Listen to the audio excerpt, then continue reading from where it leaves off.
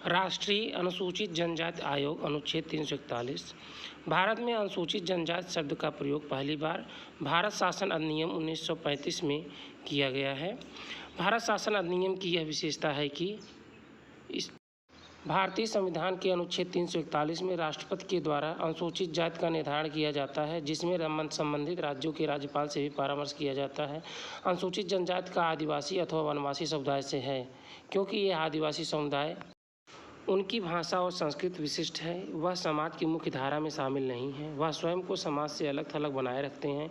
वर्ष 2004 में राष्ट्रीय अनुसूचित जनजाति आयोग की स्थापना हुई। इस प्रकार से हम कह सकते हैं कि राष्ट्रीय अनुसूचित जनजाति आयोग की स्थापना वर्ष 1990 में 65वें संविधान संशोधन के द्वारा अनुच्छेद 338 के अंतर्गत एक राष्ट्रीय अनुसूचित जनजाति एवं जनजाति की स्थापना की गई थी।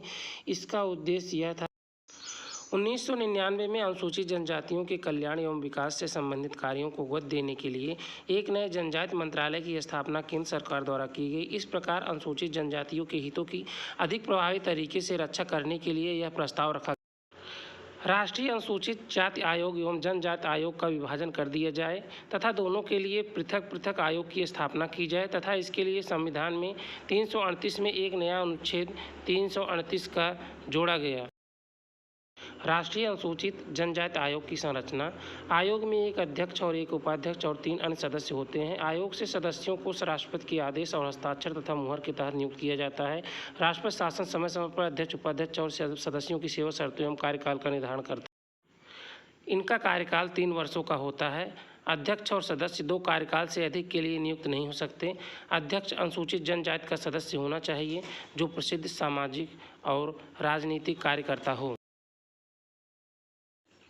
अध्यक्ष को केंद्रीय कैबिनेट मंत्री और उपाध्यक्ष को केंद्रीय राज्य मंत्री तथा सदस्यों को भारत सरकार के सचिव का दर्जा प्राप्त होता है। इनके वेतन व भत्ते भारत सरकार के सचिव के समान होंगे। केंद्रीय कार्यालय भोपाल, भुवनेश्वर, जयपुर। आयोग के कार्य: अनुसूचित जनजातियों के अधिकारों के हनन से संबंधित विशिष्ट शिकायतों की जांच करना, अनुसूचित जनजातियों के सामाजिक एवं आर्थिक जीवन से संबंधित योजना के निर्माण में भाग लेना और सलाह देना। आयोग अनुसूचित जनजातियों के संरक्षण, कल्याण और विकास तथा प्रगति के संबंध में ऐसे अन्य कार्यों को जिन्हें राष्ट्रपति संसद द्वारा निर्मित किसी कानून के अधीन निर्दिष्ट करें, उनका निर्वहन करता है। आयोग की शक्तियाँ: आयोग के पास सिविल न्यायालय की वे सभी शक्तियाँ होंगी जो उसे किसी वाद की सुनवाई के संबंध में प्राप्त हैं। आयोग भारत के किसी भी भाग के किसी भी व्यक्ति को उपस्थित होने के लिए समन जारी कर सकता है। आयोग किसी भी दस्तावेज की खोज और प्राप्ति का आदेश दे सकता है। शपथ पत्र पर साक्ष्य प्राप्त कर सकता है।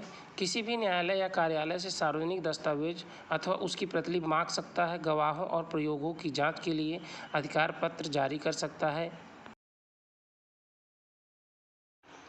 आप हमारे चैनल को सब्सक्राइब कीजिए, शेयर कीजिए, कमेंट कीजिए, बेल आइकन पर क्लिक कीजिए जिससे मेरा उत्साहवर्धन हो और उपयोगी वीडियो हम उपलब्ध करा सकें।